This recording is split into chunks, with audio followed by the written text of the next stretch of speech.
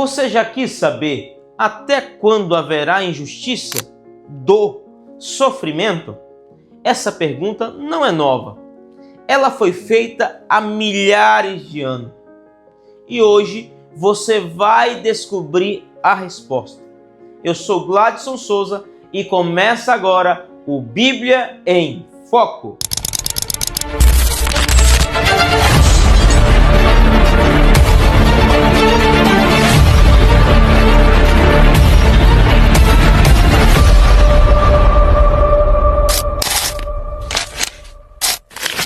Daniel tem outra visão, mas dessa vez algo diferente acontece.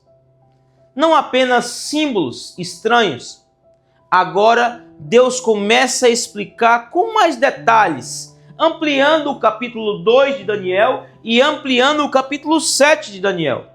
No capítulo 8, que é o nosso estudo de hoje, nós encontramos um carneiro e encontramos também um bode, animais usados no ambiente de sacrifício, no ambiente de santuário.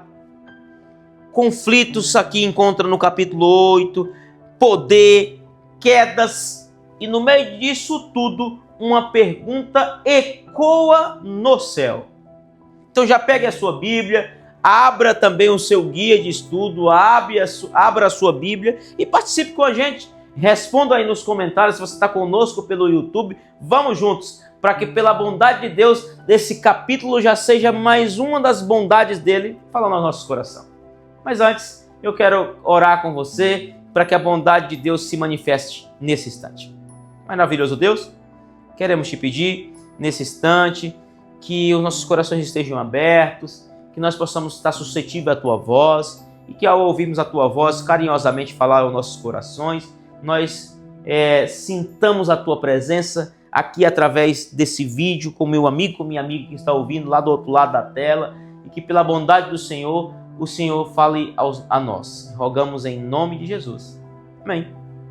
A primeira pergunta do seu guia de estudo que está aí é: quem era o carneiro? Já disse que era 2 animais, que aparece no capítulo 8. 2 animais, o carneiro e o bode. Então quem era o carneiro? Vamos então para o texto? Olha como é fantástica a Bíblia. Daniel capítulo 8, verso 20. O anjo dá a interpretação para Daniel. Ele tem essa visão do conflito entre o carneiro e o bode, ele se identificando ali. Daniel fica angustiado e então o anjo dá a explicação para Daniel o que era o carneiro e o que era o bode. Vamos então, capítulo 8, verso 20. Aquele carneiro com 2 chifres que viste são os reis da Média e da Pérsia. Que legal, né? Que legal. Você percebe que essa visão Daniel tem no capítulo 1, do capítulo 8, verso 1, diz que no ano 3º do reinado do rei Belsazar, era ainda em Babilônia, quando Daniel tem essa visão, antes dos medos e dos persas invadirem. Isso mesmo.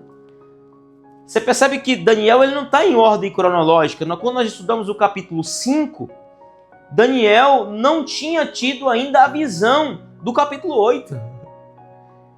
Você percebe que o carneiro, então, o anjo descreve diretamente, são os medos e os persas, e eles ainda não tinham invadido Babilônia.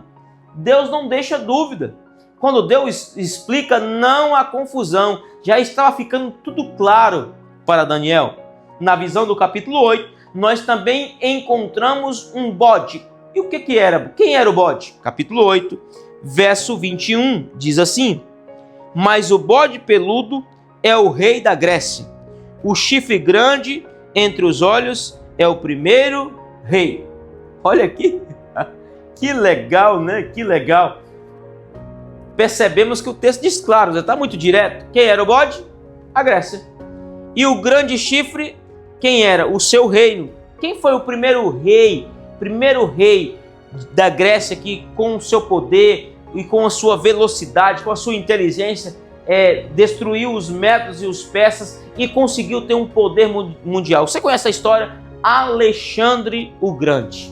Alexandre o Grande. É uma referência, o chifre grande entre entre o chifre grande na testa do bode é Alexandre o Grande. O texto diz isso. A profecia antecipa então a história com precisão.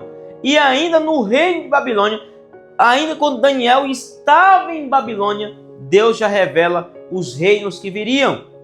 O Média, Medo-Pérsia e o reino da Grécia. Vamos então para a terceira pergunta. O que aconteceu com o grande chifre? O que aconteceu com o grande chifre? Capítulo 8,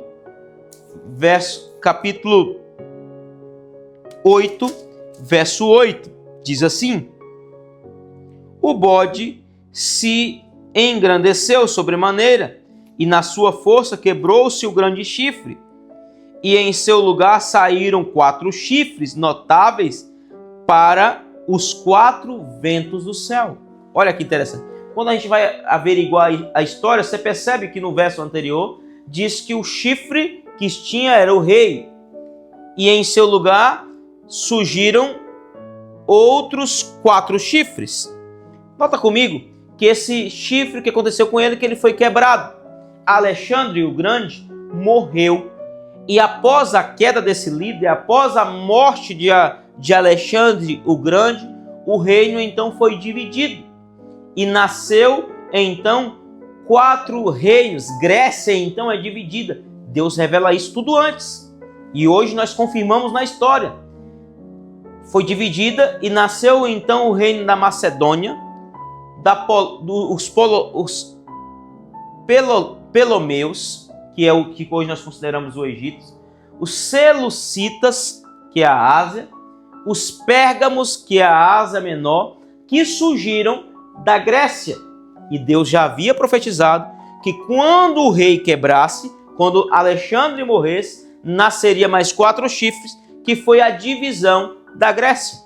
O poder humano é forte, mas o de Deus é eterno, e ele conhece todas as coisas.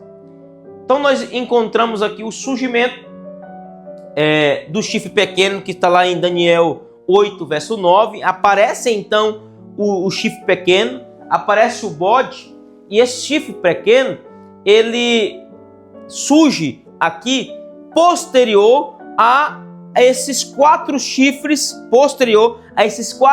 do bode. Surge então novamente esse chifre pequeno, que é uma alusão clara de Daniel capítulo 7. A mesma linguagem. Daniel usa a mesma linguagem no capítulo 8 que ele usava no capítulo 7, um chifre pequeno. Então, o que fez o chifre pequeno em Daniel 8, Vamos ler então comigo, verso 11 e 12. Vamos juntos? 11 e 12. Diz assim: sim, engrandeceu-se até o príncipe dos exércitos. Dele tirou o sacrifício diário e o lugar do seu santuário, e foi deitado debaixo.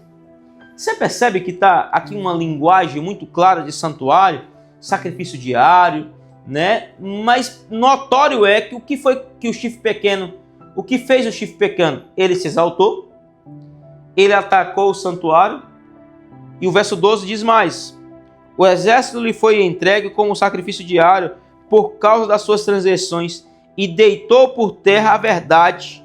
O que fez, prosperou. Então ele se exaltou, ele atacou o santuário, ele tirou o sacrifício diário, que era o ambiente em que podia se fazer perdão. Aqui nós estamos falando de uma linguagem de santuário. O que era o sacrifício diário? Era o que era oferecido o animal às 9 horas e às 3 horas da tarde, que alguém ia pedir perdão. Então o chifre pequeno, em outras palavras, ele tiraria o desejo das pessoas, dos santos, de pedir perdão a Deus. E ele lançaria a verdade por terra, ele maquiaria a verdade. Então é um poder que se levantaria diretamente contra Deus. Diretamente contra Deus. De que nós estamos falando? Nós estamos falando de Roma papal. Esse chifre pequeno é uma identificação clara de Roma papal. E quem outras pessoas que já interpretaram assim? Quem já interpretou assim, por exemplo, Lutero. Lutero entendia que o que Daniel capítulo 8 estava dizendo, e eu também entendo assim, está dizendo do chifre pequeno ou de Roma papal. Por exemplo, o Papa, com a luta que houve ali, o Papa chegou a se identificar como pontífices máximos. Quando Roma se divide, o último imperador é deposto, o imperador morre e as tribos bárbaras invadem, surge então o chifre pequeno, ou Roma papal, na sua maior manifestação. Lembra lá de Daniel capítulo 2, que tinha a mistura de barro e ferro? Era esse momento de Roma papal, ou o momento do capítulo 8, do chifre pequeno, onde o Papa se denomina Pontífices Máximos, Roma se denomina Pontífices Máximos, e então acontece aqui o maior ataque do inimigo contra a verdade de Deus, tentando atacar diretamente Deus. O chifre pequeno muda a lei, o chifre pequeno muda as coisas que Deus tinha estabelecido, ok? Vamos então agora para a quinta pergunta. Qual pergunta então foi feita no céu? Quando isso acontece, quando o chifre pequeno pisa na verdade, quando o chifre pequeno pisa nas verdades divinas, quando ele acaba com o sacrifício diário, o que foi feito no céu? Capítulo 8, verso 13. Diz assim: depois ouvi um santo que falava e disse, outro santo, aquele que falava, até quando durará a visão do sacrifício diário e da transgressão assoladora, visão na qual é entregue o santuário e o exercício, a fim de que serem pisados? A pergunta é, até quando? Até quando durará a visão e até quando o mal vai continuar? Até quando o chifre pequeno? Até quando será feito com que o sacrifício diário será cessado? O céu também se preocupa com o sofrimento humano. O céu também se preocupa com as angústias humanas. E teria que chegar a um fim. E faz-se a pergunta no céu: até quando? Ok? Vamos então para a nossa sexta pergunta. Qual foi a resposta? Capítulo 8, verso 14. O anjo responde: ele me disse, até 2.300 tardes e manhãs o santuário será purificado. Até 2.300 tardes e manhãs e o santuário será purificado. Percebe aqui que Deus então estabelece um tempo profético. E essa pergunta ecoa até hoje. Até quando?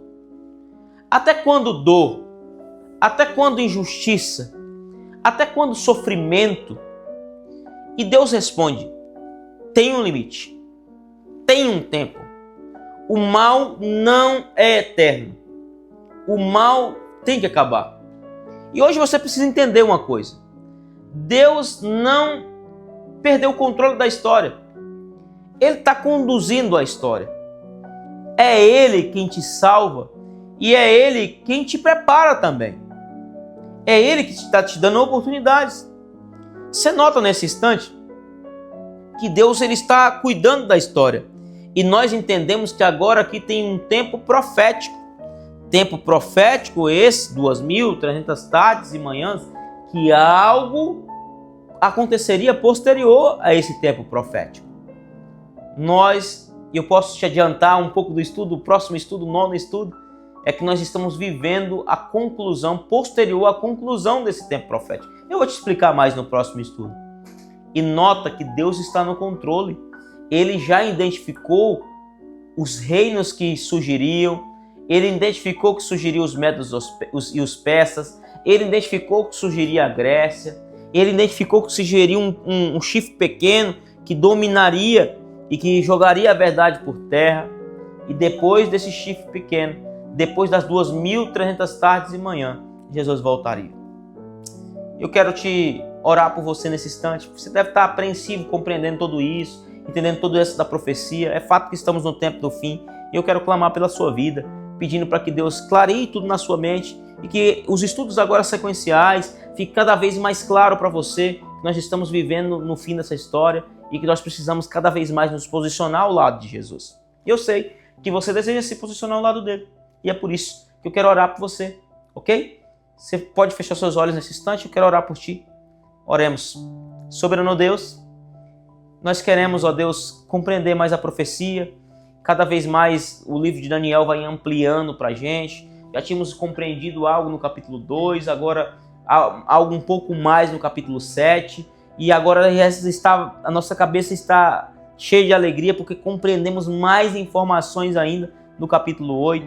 E queremos que o Senhor fale com a gente, que nós possamos cada vez mais compreender e que os próximos estudos fiquem mais esclarecedores. Estamos ansiosos para compreender o que é essas 2.300 tardes e manhãs, que tempo profético é esse e como que a gente pode interpretá-la. Fale com a gente e abençoe seu servo, que ele decida cada vez mais, a sua serva, que ele decida cada vez mais estar pertinho do Senhor. Te peço em nome de Jesus.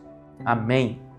Neste domingo, vamos nos aprofundar nesse tema e eu quero te convidar para que você venha à igreja e no próximo episódio nós vamos entender mais essa profecia de forma mais clara sobre as 2.300 tardes e manhã. Se essa mensagem falou com você, compartilhe esse vídeo, já vai curtindo aí e até o próximo Bíblia em Foco.